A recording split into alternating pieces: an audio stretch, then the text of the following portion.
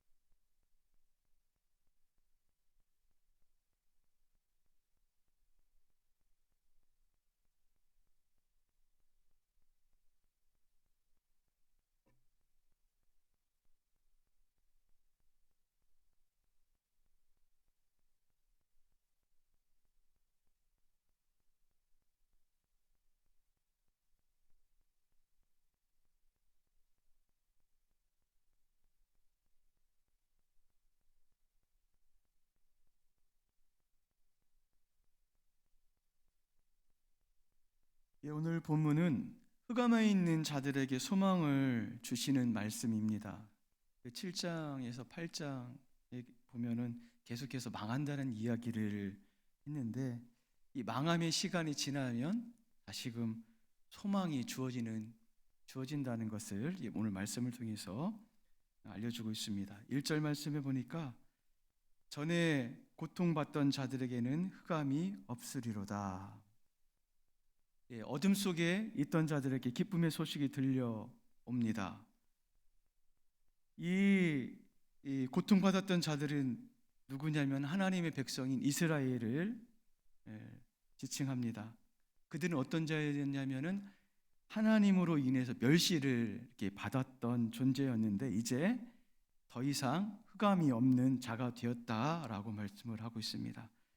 계속해서 중간절에 보면은 지역이 나오는데, 옛적에는 여호와께서 스볼론 땅과 납달리 땅이 멸시를 당하게 하셨더니, 이 스불론과 납달리 지역은 갈릴리 북쪽에 있는 지역인데요, 이 땅은 주전 9세기경에 다메섹의 하사엘과 베나닷에 의해 거듭 약탈을 당했던 그런 지역입니다.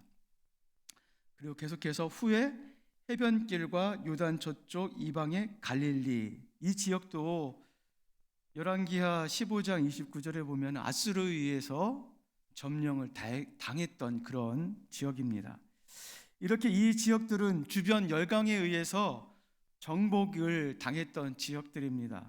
이는 마치 하나님께서 이 지역들을 버리신 것 같은 그런 지역이었습니다. 그런 하나님께서는 이 지역과 그 사람들을 영화롭게 하셨다라고 선포를 하고 있습니다. 하나님은 어떤 분이실까요? 하나님은 당신의 백성을 잊지 않는 분이십니다. 있는 듯 하나 기억을 하고 계신 분이십니다.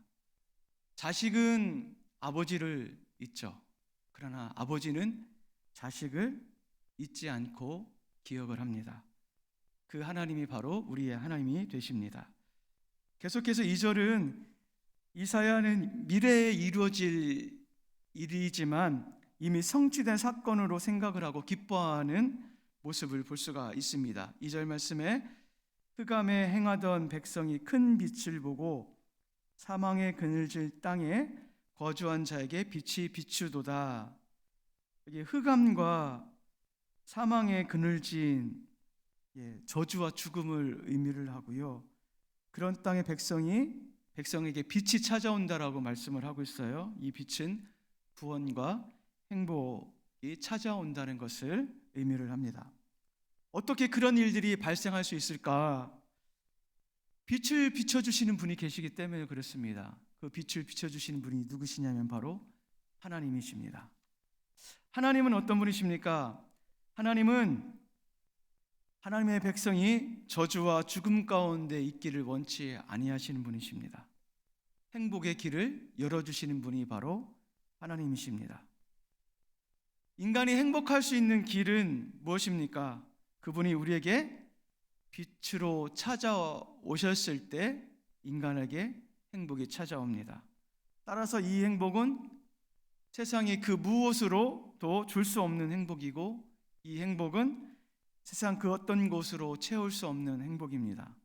그리고 이 행복은 다른 그 행복과 비교될 수도 없고 바꿀 수도 없는 행복입니다. 왜 그럴까요? 인간은 주님이 계셔야만 진정으로 행복한 존재로 처음부터 만들어졌기 때문에 그렇습니다. 따라서 다른 곳에서 행복을 찾지 마십시오. 그 행복은 변하고 시들지만 하나님께서 주시는 행복은 영원합니다. 계속해서 3절은 이렇게 주님께서 그 나라를 창성하게 하셨고 그 백성들에게 기쁨을 더하셨다라고 말씀을 하고 있습니다. 그리고 4절부터 6절 말씀 가운데서는 그 기쁨과 감사의 이유가 구체적으로 나와 있습니다. 4절 말씀해 보니까 이는이라고 시작을 하고 있습니다. 이는 하나님께서 빛을 주시고 즐거움을 주셨는데 그 이유가 무엇인가에 대해서 말씀을 하고 있는데, 무거운 무겁게 맨 멍에와 그들의 어깨의 채찍과 그 압제자의 막대기를 주께서 꺾으시되 미디안의 날과 같게 하셨기 때문이다 라고 말씀을 하고 있습니다. 무겁게 맨 멍에, 노예 생활을 의미를 하고요, 어깨의 채찍, 고난과 고통을 의미를 합니다. 압제자의 막대기, 핍박자가 핍박을 하는 환난을 의미를 합니다. 이 모든 것들은 이스라엘을 대적하는 대적자입니다. 그런데 그 자들이 사라진다라고 말씀을 하고 있습니다. 어떻게 이 일이 이루어집니까? 주께서 꺾으셨다. 주께서 꺾으셨기 때문에, 주께서 이 일을 이루으셨기 때문에 그 일들이 이루어졌다라고 말씀을 하고 있습니다. 그러므로 그날은 어떤 날과 같냐면은 마치 사사시대 때에 기드온이 미디안을 진멸하고 꺾은 날과 같이 기쁨의 날이며 그렇게 행복의 날이 된다라고, 즐거움의 날이 된다라고 말씀을 하고 있습니다. 하나님은 어떤 분이실까요? 하나님은 압제자로부터 신음하고 있는 당신의 백성의 소리에 귀를 기울이시는 분이십니다. 그리고 귀를 기울이실 뿐만 아니라 친히 압제자를 꺾으시는 분이십니다. 꺾으셔서 당신의 백성을 구원의 길로 이끄신 분이 바로 하나님이십니다. 주님께서 지금 우리의 소리를 듣고 계시죠? 혹 수많은 문제로 고민하고 낙심하고 계신 분이 계십니까? 언제 끝날지 모르는 문제로 인해서 신음하는 분들이 계십니까? 하나의 일을 겨우 넘겼는데 또 다른 일들이 우리 가운데 찾아오신 분들이 계십니까? 주님은 우리의 소리, 여러분의 소리를 듣고 계십니다. 다른 것이 소망이 아니요, 다른 것이 우리의 구원자가 아니요, 오직 주님만이 우리 인생 가운데 문제를 해결해 주실 수 있는 유일한 구원자가 되심을 믿으십시오. 왜냐하면 그분은 처음부터 지금까지 우리를 계속해서 지켜보고 계시는 분이시기 때문에 그렇습니다.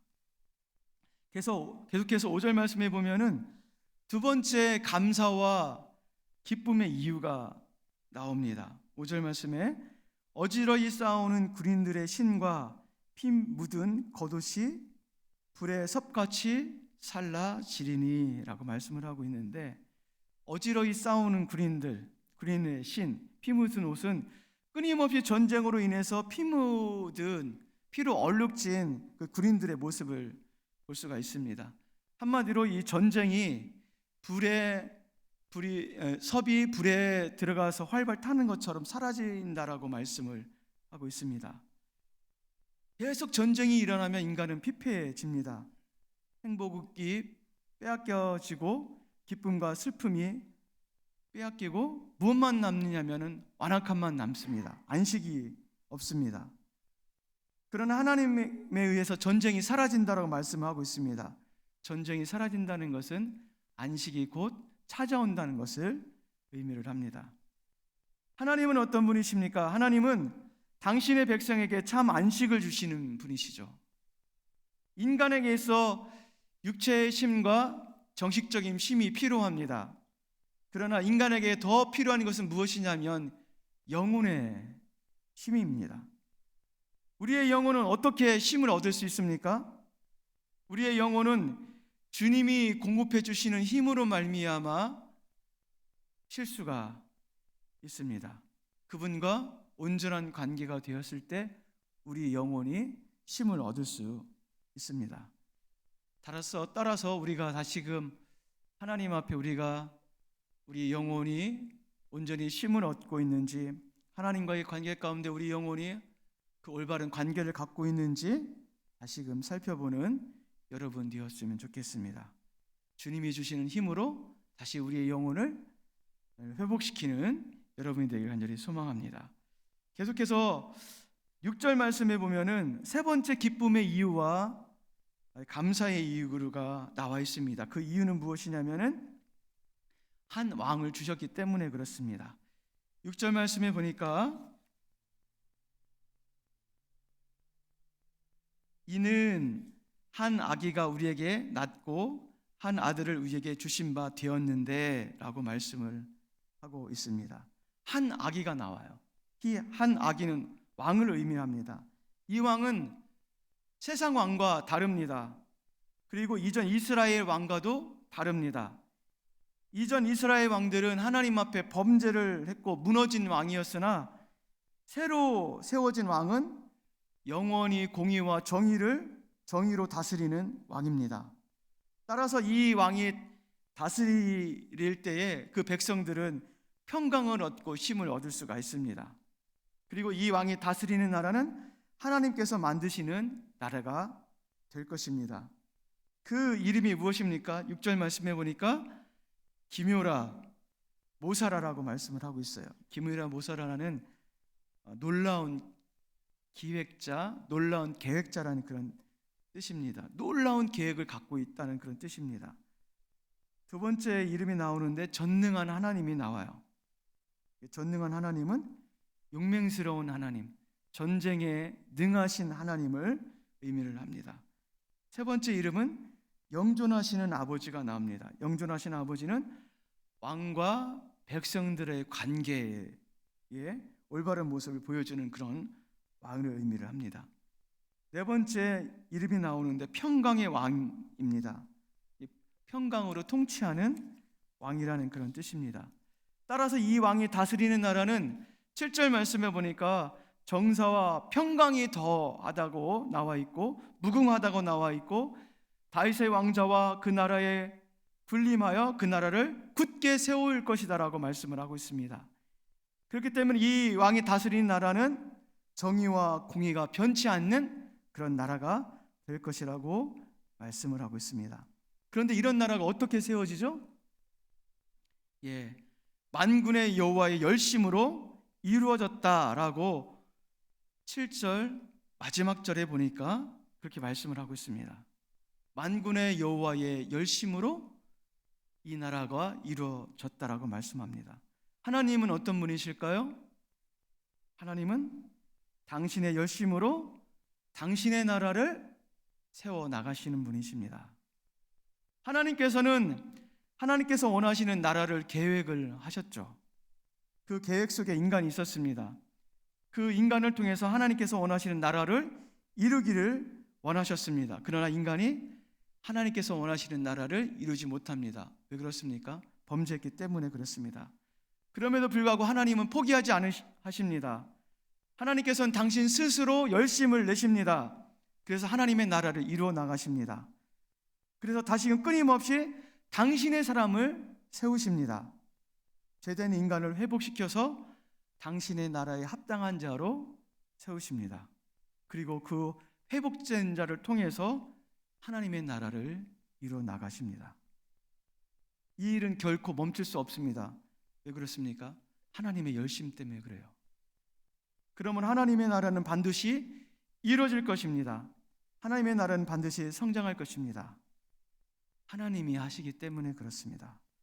오늘 하나님께서는 이 하나님 나라 가운데 동참한 자를 찾고 계시는데 우리 남산의 지체들이 또 여러분과 제가 하나님께서 찾으시는 하나님께서 원하시는 그 나라에 합당한 자가 되길 간절히 소망을 합니다.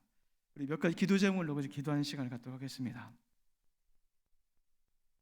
주님, 하나님께서는 하나님 나라가 이 땅에 이루어지길 원하심을 알게 하셨습니다. 하나님께서는 하나님 나라를 위해 당신의 열심을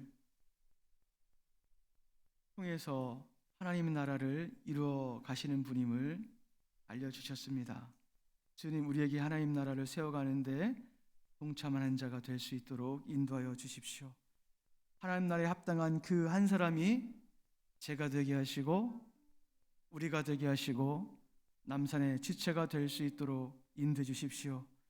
하나님께서 합당한 그 한 사람이 그 교회가 이 땅의 교회가 될 수 있도록 인도해 달라고 하나님 앞에 기도하며 나가는 그런 시간을 갖도록 하겠습니다.